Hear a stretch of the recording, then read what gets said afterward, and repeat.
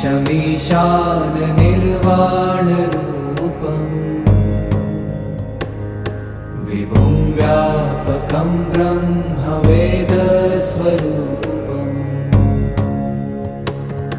निजं निर्गुणं निर्विकल्पं निरीहम्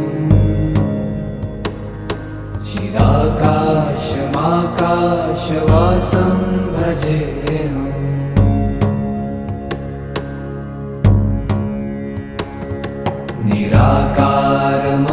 निराकारमोङ्कारमूलं तुरीयम्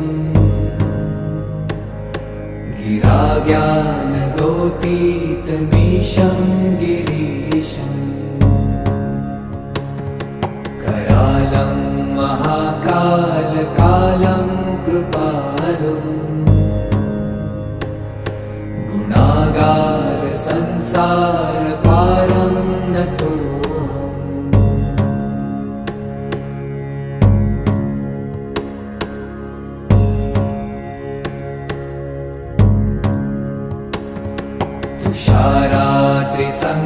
तुषाराद्रिसङ्काशगौरं गभीरम्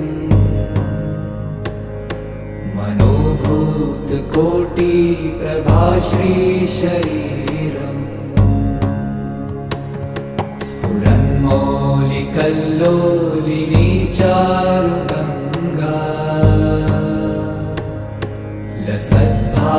लसद्भालबालेन्दुक